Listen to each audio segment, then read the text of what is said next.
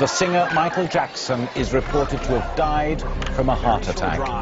To UCLA's medical center, but it appeared it was already. He arrived in hospital in a deep coma and has died. Apparently suffered a heart attack. 2h26 da tarde, em 25 de junho de 2009. Michael Jackson, o polêmico astro, músico e ícone pop, é declarado morto em Los Angeles. Brother Jermaine says no one gave up. Jackson tem apenas 50 anos. The sidewalk outside the hospital quickly became a strange mix of grieving for a loss and celebrating a unique brand of music. A morte repentina e misteriosa dá início a uma investigação policial que questiona cada detalhe dos eventos. Robbery homicide was assigned to this because of the high-profile nature of it. Jackson's body was choppered to USC. Mas é de seu corpo sem vida que vem respostas mais reveladoras. Was unceremoniously loaded into a van and driven to the LA County Coroner's Office. Ele é examinado por uma equipe de especialistas médicos. It is believed he suffered cardiac arrest in his home.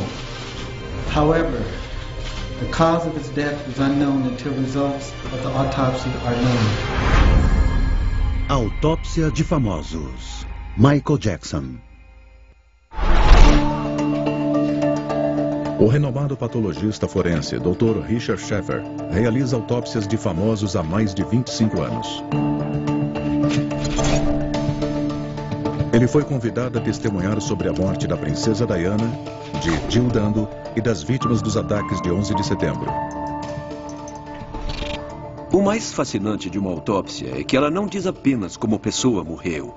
Ela pode dizer ainda mais sobre como ela viveu. Não há julgamentos.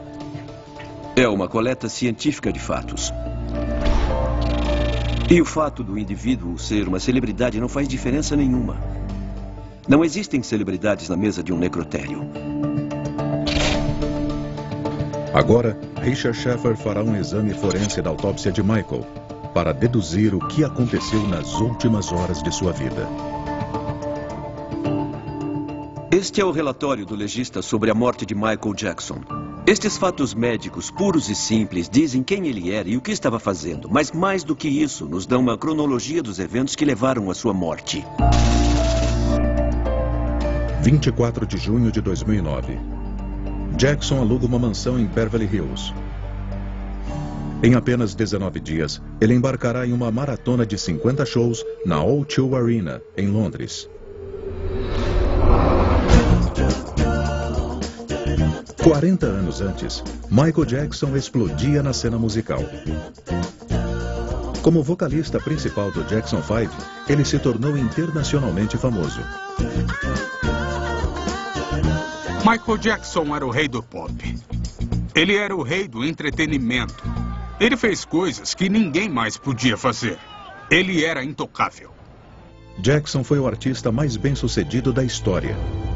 Estima-se que a venda de músicas e ingressos tenha lhe rendido 750 milhões de dólares. Mas em junho de 2009, sua fortuna pessoal praticamente desapareceu. Problemas jurídicos e gastos irresponsáveis o deixaram à beira da falência.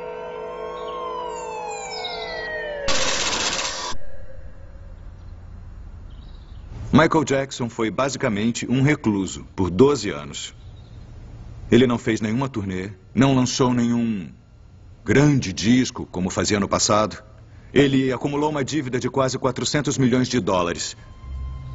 E também respondia a mais de 30 processos contra ele. Para Jackson, só há uma saída. Para reduzir as dívidas, ele fará uma série exaustiva de shows em Londres. E para garantir sua saúde e boa forma, ele conta com seu médico pessoal, o Dr. Conrad Murray. Mas Jackson jamais chegaria à noite de estreia. Olhando a autópsia, a primeira informação é que se trata de um homem com cerca de 50 anos. Não há lesões significativas, mas temos alguns arranhões e também abrasões no centro do peito. Eu duvido que isso tenha relação com a causa da morte. Mas eu sei que as tentativas de ressuscitação foram muito longas. E essas lesões são típicas desse tipo de processo. A vida de Jackson foi repleta de momentos tão polêmicos quanto bizarros. E os segredos revelados por sua autópsia não são diferentes. O relatório da autópsia afirma que ele é negro, o que, claro, é verdade. Mas observando o corpo objetivamente, ignorando a sua identidade, isso não é tão claro.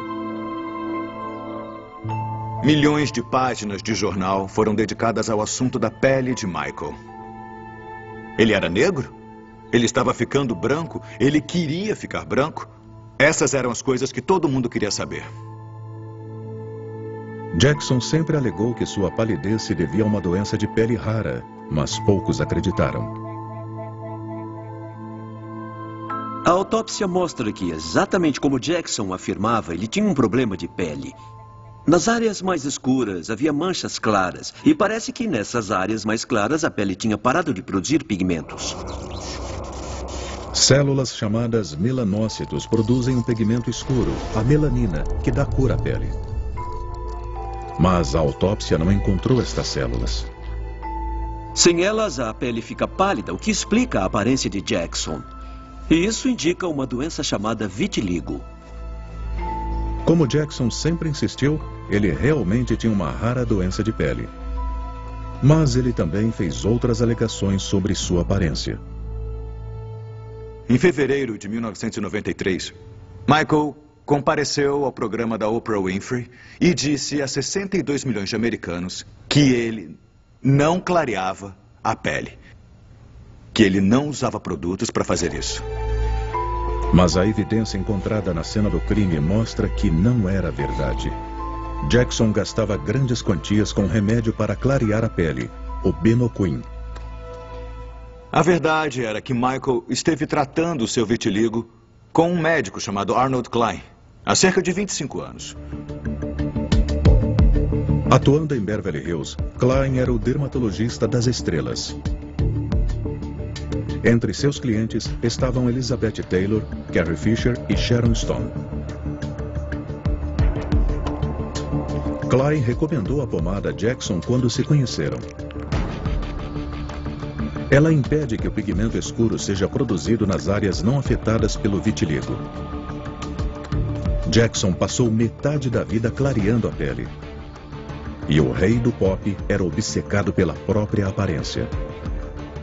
Havia várias cicatrizes no rosto e no pescoço típicas de cirurgias plásticas anteriores. E ele inseriu uma covinha no queixo, o que sem dúvida é uma mudança na aparência.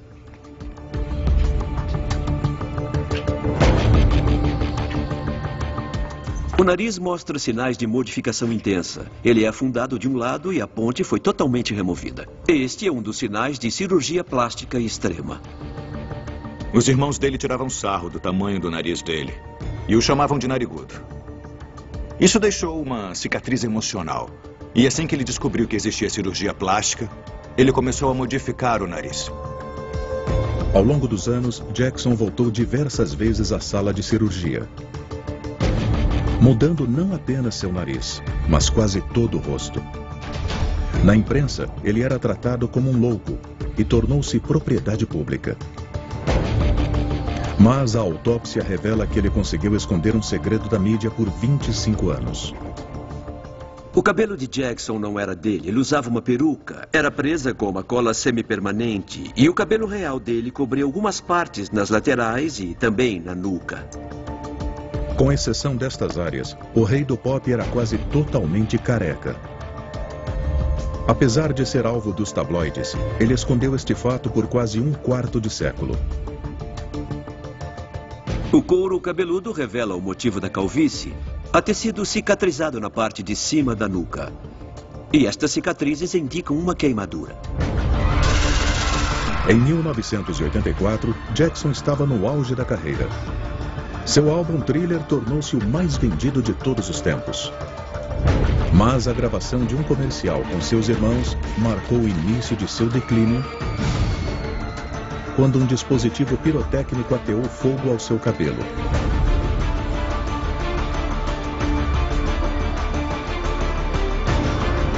Ele sofreu queimaduras de 2º e 3º grau no couro cabeludo, que o obrigaram a usar perucas pelo resto da vida.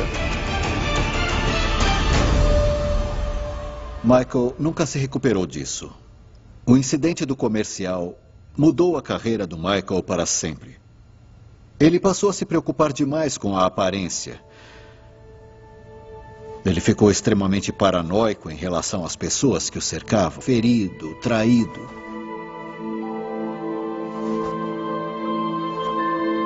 O acidente também deu início ao hábito que acabaria tomando a sua vida. Durante a recuperação, ele se viciou em analgésicos. Eles foram a porta de entrada para uma série de vícios em drogas. As portas de entrada são coisas que podemos comprar sem receita médica. E por serem assim tão acessíveis, elas permitem que as pessoas mais suscetíveis ao vício em drogas mais pesadas acabem se envolvendo nesse processo. Elas podem começar com paracetamol, que pode levar a drogas bem mais perigosas. Ao longo dos anos, Jackson também se tornou dependente de sedativos, álcool, ansiolíticos e até morfina.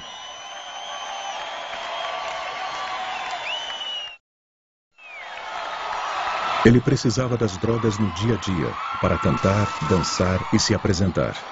I love you. I really do. You have to know that. Mas, 6 meses antes de sua morte, Jackson anunciou um exaustivo calendário de 50 shows. I'll be performing the songs my fans want to hear. This is it. I mean, this is really it. This is the final curtain call. Antes dos ensaios começarem, Michael Jackson dizia para todo mundo que ele estava muito empolgado para voltar aos palcos e retomar a sua coroa de rei do pop. E também para mostrar aos seus filhos do que ele era capaz no cenário global.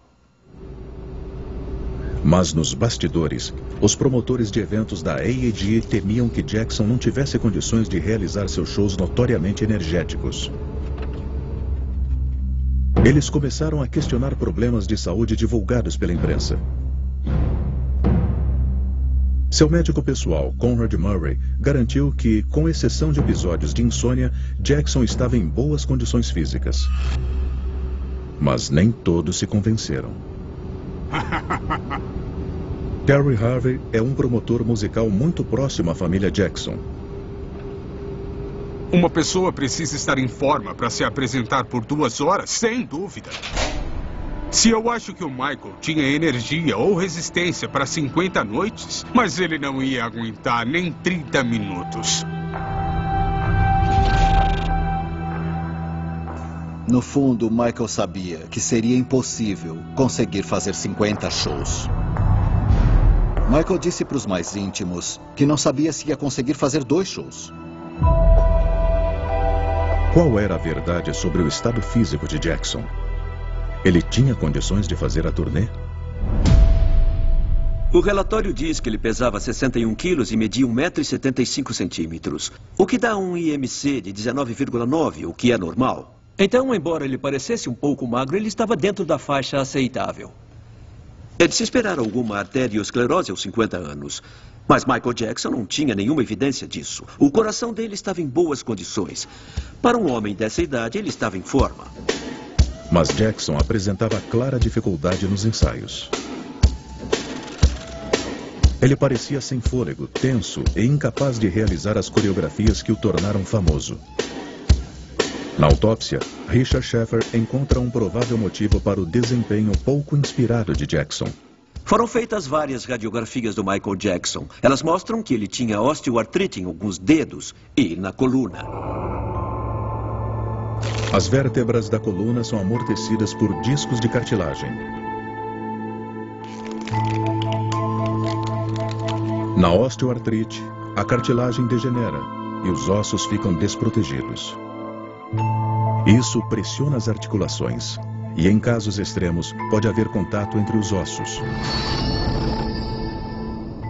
Essa condição causaria alguma dor e rigidez e poderia limitar seus movimentos. A osteoartrite explicaria sua dificuldade para dançar. mas não a dificuldade para respirar. A maioria dos órgãos estava em boas condições para a idade dele. A exceção eram os pulmões, que pareciam um campo de batalha. O revestimento das vias aéreas apresentava muitos danos e os 2 pulmões mostravam inflamação generalizada e muitas cicatrizes. Com isso, o Michael Jackson não conseguiria se esforçar e ele se cansaria com muita facilidade. A pergunta que eu faria a seguir é: o que causou essas lesões?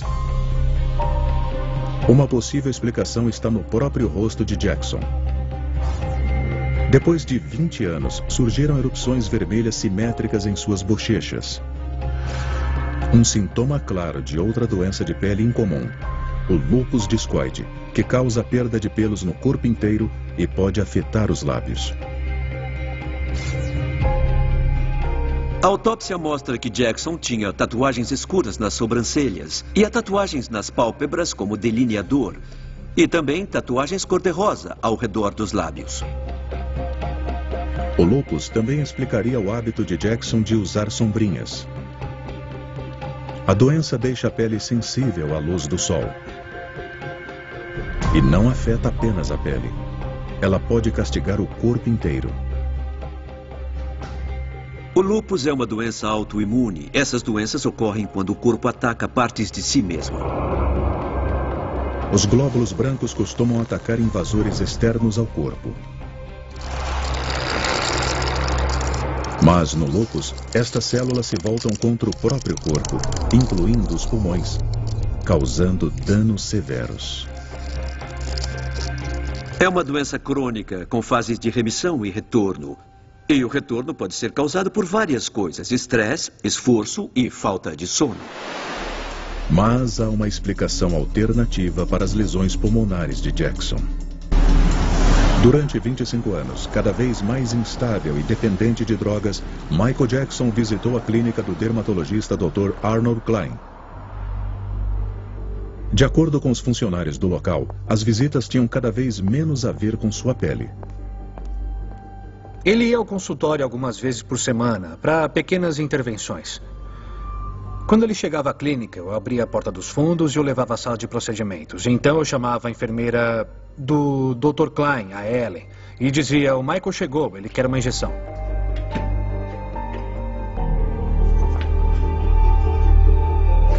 A cada visita, ele recebia pelo menos uma injeção. Uma seringa cheia de Demerol, uma potente versão medicinal da heroína. Normalmente os efeitos eram bem rápidos. Ele podia desmaiar, ou apenas ficar cansado, ou ficar viajando. E nem sempre Jackson ia ver o Dr. Klein sozinho. Quando ele vinha com os filhos, normalmente eles eram uma boa distração. Eles costumavam ficar no consultório do Dr. Klein. Eles corriam, gritavam, brincavam. Era tudo bem divertido. Até o Michael sair de órbita. Com a turnê se aproximando, os pedidos de Jackson por injeções tornavam-se cada vez mais frequentes. Ele chegava e exigia. Ele pedia uma injeção de Demerol, o mais rápido possível. E dava para ver que tinha alguma coisa de errado rolando. Ao tomar a droga, Jackson corria o risco de danos graves permanentes, vício e até morte. O Demerol pode ser o culpado pela morte repentina de Jackson? A autópsia não mostra nenhuma lesão significativa no corpo.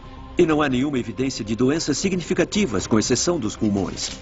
Então passamos à etapa seguinte, procurando pistas químicas no corpo. O relatório de toxicologia.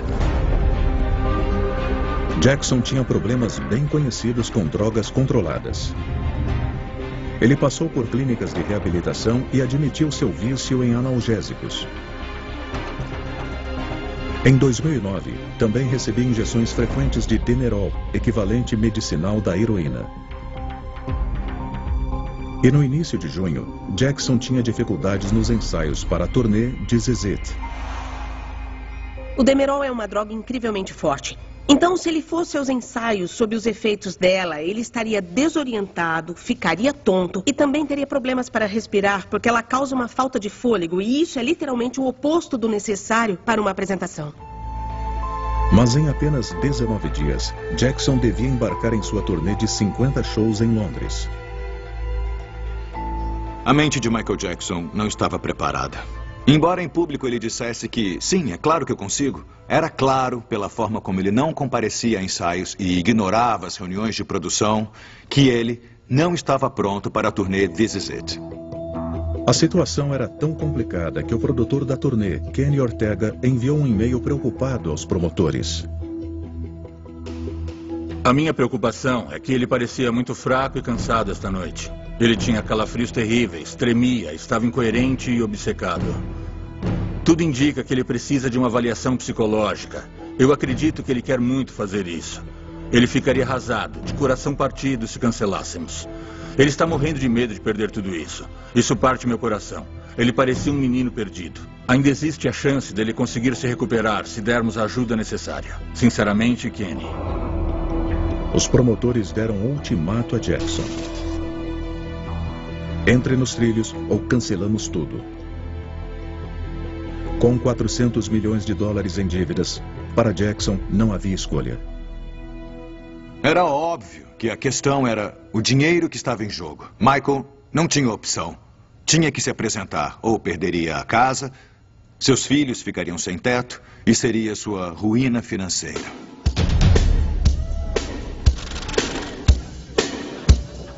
Cinco dias antes, no Staples Center, Jackson tinha dificuldades nos ensaios. Ele parecia lento e sem controle sobre o seu corpo. Mas o efeito da ameaça dos produtores foi incrível. Sua performance seguinte foi descrita como elétrica por membros da produção. Ele estava ágil e animado, como o Michael Jackson dos velhos tempos. De repente, ele teve uma recuperação milagrosa. Ele subiu no palco e se apresentou por 30 ou 40 minutos. Ele dançou, cantou e mostrou um desempenho que os deixou muito mais contentes. Como um homem de 50 anos com osteoartrite, lúpus, pulmões lesionados e um vício em Demerol conseguiu dar a volta por cima? As pistas estão no corpo de Jackson e em outro narcótico. Exames toxicológicos minuciosos foram realizados em inúmeras amostras coletadas do corpo do Michael. Na amostra de urina, nota-se a presença da droga efedrina. A efedrina é parecida com a adrenalina, que ocorre naturalmente no corpo. E a adrenalina é o hormônio que prepara o corpo para lutar ou fugir. E o Jackson teria tomado a efedrina para recuperar a sua energia. Jackson recorria a mais uma droga. Na casa de Michael, a polícia descobre comprimidos de ECA, um poderoso estimulante feito de aspirina, cafeína e efedrina. Em altas dosagens, a droga pode causar falência cardíaca, a causa final da morte de Jackson. Como a efedrina só estava presente na urina e não no sangue, ela não podia ter afetado o corpo de Jackson e, portanto, não contribuiu para sua morte. Mas a autópsia revela uma última surpresa. A análise toxicológica procurou por Demerol, mas não encontrou. Isso mostra que Jackson não estava usando a droga há algum tempo. Jackson encarou o ensaio que definiria seu destino com doses enormes de estimulantes e cortando o Demerol similar à heroína. Mas ao retornar à sua mansão em Carlwood, a estratégia teria consequências letais. Porque parar com Demerol de repente é muito arriscado. Os efeitos da suspensão do Demerol podem ser muito graves. Na verdade, tentar fazer isso sozinho pode ser até perigoso. Surgem problemas como febre, uma síndrome de abstinência com dores, cãibras e um dos maiores efeitos colaterais é a insônia. Jackson sofreu com o distúrbio do sono por toda a sua vida adulta. Agora, ele está saturado de estimulantes e sem o Demerol. Mas seu médico, Conrad Murray, não fazia ideia de que Jackson era usuário da droga, e muito menos de que parou de repente. Michael Jackson sabe esconder os seus vícios. No local, ao conduzir uma das várias buscas, nós encontramos diversos frascos de remédios controlados. Não apenas em nome do Sr. Jackson, mas sob 4 ou 5 nomes falsos. Embora a maioria das drogas tenha sido receitada por Murray, algumas levam os nomes de outros médicos. Eu não estou dizendo que ele fazia por mal. Ele era o rei da manipulação, quem mexia os pauzinhos. Ele dizia o que você queria ouvir e parecia sincero. E adivinha, você falava, beleza, tudo bem, vamos nessa. E não foi difícil manipular Murray. Como Jackson, ele tinha muitas dívidas. Se os shows em Londres não acontecessem, ele também iria à falência. Um de seus papéis era garantir o sono de Jackson, mas o relatório da autópsia sugere que isso seria problemático. Ele tinha a próstata inchada, o que não é incomum para um homem de 50 anos. E pode significar que ele tinha problemas urinários. Ele podia ter que ir ao banheiro com mais frequência. O Michael tinha um cateter urinário externo que usava à noite para não ter que acordar ou ser acordado quando tinha que ir ao banheiro. Mas o plano de Murray para fazer Jackson dormir também tinha um elemento farmacêutico mais sinistro. Uma droga chama a atenção no relatório toxicológico. É o Propofol. O Propofol é um agente anestésico que só costuma ser usado em salas de operação e unidades de tratamento intensivo. É uma droga muito forte. Devido à sua aparência e o seu efeito, também é chamada de leite de amnésia. Jackson usa o Propofol para dormir há quase uma década. No começo dos anos 2000, ele foi hospitalizado e eles deram Propofol ao Michael uma vez. E ele disse que gostou muito do remédio e acabou ficando dependente, pedindo que os médicos administrassem mais. Ao longo dos anos, a dependência só aumentou. Ele me ligou domingo à noite e disse, preciso de um anestesiologista. E eu perguntei, para que você quer um nesse horário, Michael? E ele disse, bom, eu tenho um compromisso de manhã e eu tenho que estar descansado. Eu falei, isso é loucura. Eu não estou entendendo. Eu nunca tinha visto nada parecido em toda a minha vida, nada. Eu fiquei pasmo. Em junho de 2009, Conrad Murray alimenta o vício de Jackson no próprio lar do astro. Para Jackson, era a droga ideal. O Propofol é uma droga muito útil porque a pessoa dorme rápido e acorda descansada, sem ressaca. Mas a linha entre o risco e a utilidade pode ser bem estreita. E o excesso dessa droga pode ser fatal. Murray dá Propofol a Jackson por 60 noites seguidas. Mas, ciente do ultimato dos promotores, ele decide suspender o uso da droga. Nas 2 últimas noites, ele faz Jackson dormir usando drogas chamadas benzodiazepínicos. E ele os administra de forma incomum. O relatório da autópsia mostra um local de injeção intravenosa abaixo do joelho. É um local muito raro para qualquer tratamento médico ou ressuscitação, mas é comum no abuso de drogas injetáveis. Ao contrário dos braços, uma injeção nos joelhos fica escondida, mantendo o vício em segredo. Quando alguém está na mídia, precisa ter em mente que está sendo analisado o tempo inteiro. A pessoa é observada e a imagem dela é muito importante. Então não é incomum injetar drogas em áreas como o pênis, a virilha, embaixo das unhas dos pés, enfim, qualquer lugar que impeça as pessoas ao redor de enxergarem que ela tem um problema. A verdade é que isso é muito triste, porque mostra que o usuário está ciente de todos esses problemas e não quer que as outras pessoas fiquem sabendo deles. Significa que o usuário compreende que tem um vício, mas não quer dividi-lo com ninguém. À 1h30 da manhã de 25 de junho de 2009, Conrad Murray dá a Jackson um comprimido com a intenção de ajudá-la a dormir.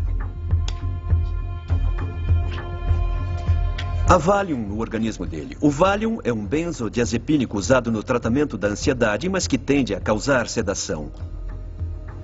É uma droga viciante e o uso contínuo pode levar à dependência física. Mas 30 minutos depois, Jackson ainda está acordado. Murray recorre a um sedativo benzodiazepínico de ação mais rápida, o lorazepam. Após 1 hora, Jackson continua sem dormir. Então, Murray tenta um terceiro benzodiazepínico, o midazolam.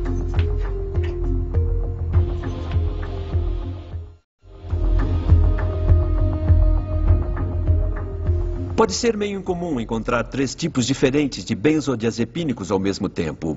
Mas parece lógico se a ideia é fazer alguém dormir, começar com uma droga de ação prolongada, como Valium, passar para o lorazepam de ação média e finalmente, então, recorrer ao midazolam, que é de ação muito rápida. Então, nessa situação, até faz sentido.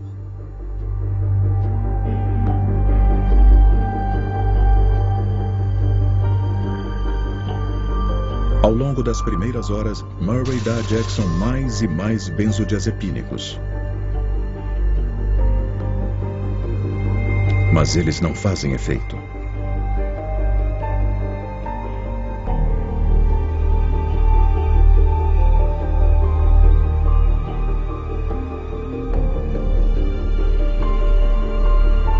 Às 10 da manhã, Jackson, em desespero, pede sua droga favorita, seu leite. Meu leite. Ele quer o Propofol. Mas Murray resiste. O meu leite. Jackson protesta. Ele não pode atuar sem dormir e terá que cancelar os shows.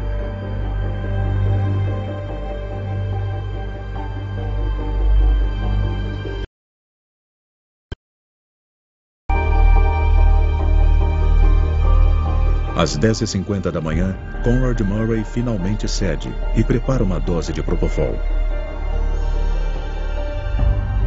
Como a droga arde ao entrar no corpo, Murray adiciona um anestésico local, a lidocaína, para amortecer a dor. Jackson finalmente perde a consciência.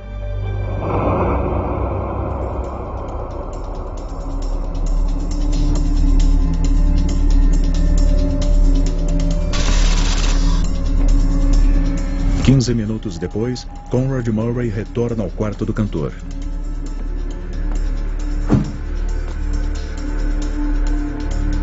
Michael! Michael! Michael! Jackson não está respirando. Mas Murray acha que sente um pulso. Michael!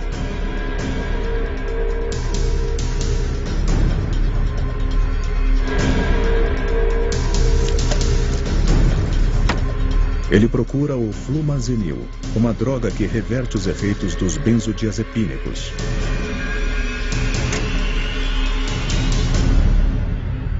Mas não existe antídoto para o Propofol. Michael! Michael!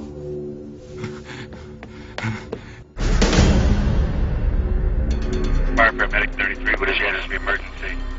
Sir, we have a gentleman here that needs help, and he's not breathing yet. He's not breathing. Trying to pump him, but he's not. Okay. Okay, how old is he? He's 50 years old, sir. 50. Okay. He's not breathing, sir. Okay, and he's not conscious either. He's not conscious, sir. Okay. Is he on the floor? Where's he at right now? He's on the bed, sir. He's on the bed. Okay, let's get him on the floor. Okay. Okay, let's get him down to the floor. I'm gonna help you with CPR right now, okay? We need him. Yes, we're already on our way there. We're on our way. I'm going to do as much as I can to help you over the phone. We're already on our way. Did anybody see him? Yes, we have a personal doctor here with him, sir. Oh, you have a doctor there? Yes, but he's not responding to CPR or anything. Okay. Did anybody witness what happened? No, just the doctor, sir. The doctor's the only one here.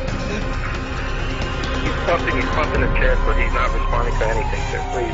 Okay, we're on our way. Aqui. Quando os paramédicos chegam, Murray já não consegue sentir um pulso. Com cuidado. Verifica as vias aéreas. Vira ele. Você não checou o pulso. Cuidado. Muito bem. Isso. Vamos. Vamos.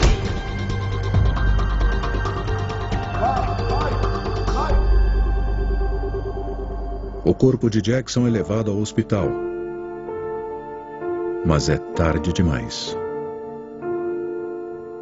Às 14h26 de 25 de junho de 2009, Michael Jackson foi declarado morto no Centro Médico da Universidade da Califórnia, em Los Angeles.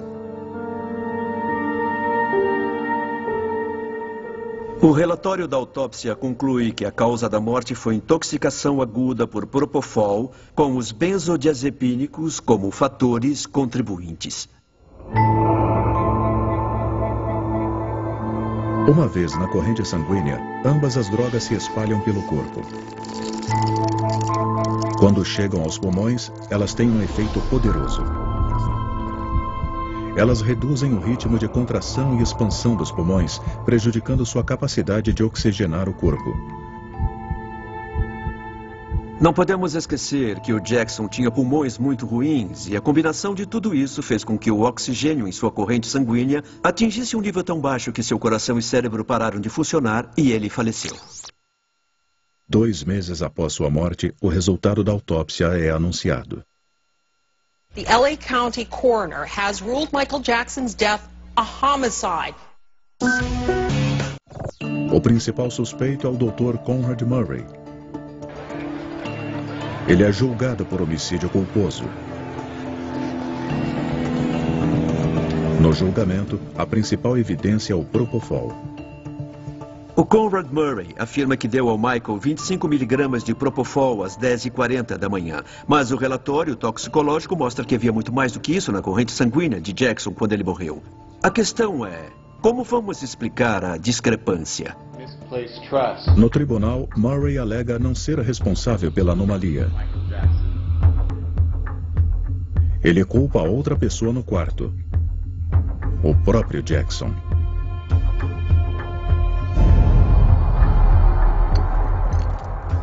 And Dr. Murray left the room. Michael Jackson self-administered a dose, an additional dose of propofol. And it killed him. And it killed him like that. And there was no way to save him. Mas a promotoria tem uma versão diferente dos eventos. Uma versão que atribui a culpa a Murray. Conrad Murray's actions directly caused the death of Michael Jackson. Eles alegam que Murray bolou um sistema para manter Jackson sob o efeito contínuo de propofol enquanto dormia. Murray cortou a tampa de um frasco da droga. Uma vez na bolsa de soro, o propofol entraria sem parar na corrente sanguínea de Jackson.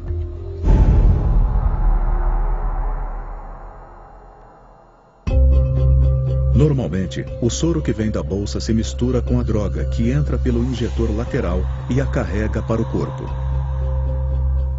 Segundo a promotoria, a droga já estava misturada com o soro. Então, o tubo acima do injetor lateral deveria conter resíduos de propofol. Apesar dos exames, vestígios da droga não são detectados. A promotoria alega que deve haver outro tubo, que Murray escondeu no bolso lateral de suas calças. Mas o suposto equipamento nunca foi encontrado, colocando em dúvida a versão da promotoria.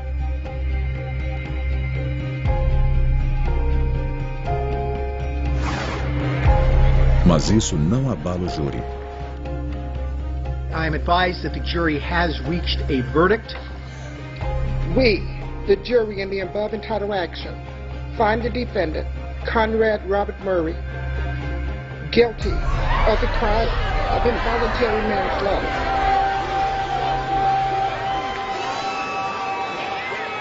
Burn in hell. E a autópsia sustenta o veredito da corte.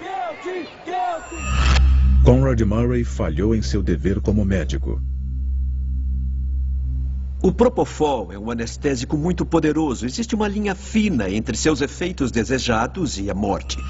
Em um hospital, o anestesiologista ligaria o paciente a diversas máquinas para monitorar o pulso, a pressão sanguínea e os níveis de dióxido de carbono e de oxigênio. Mas os investigadores não encontram evidências de monitores médicos na mansão. Murray é condenado a 4 anos de prisão por ter matado o rei do pop.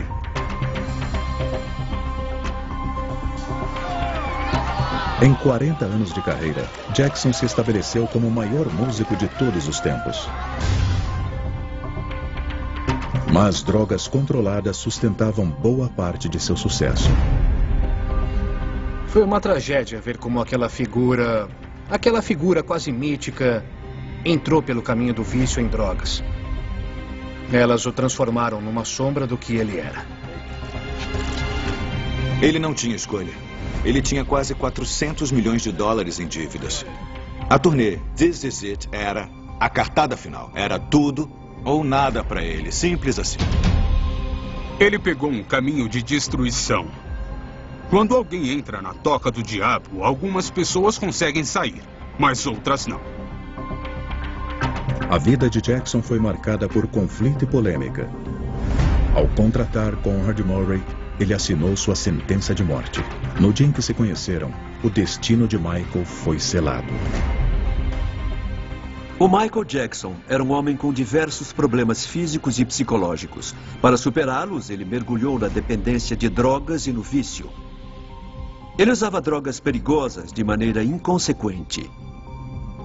De certa forma, foi um milagre ele ter sobrevivido por tanto tempo. Versão brasileira, Vox Mundi.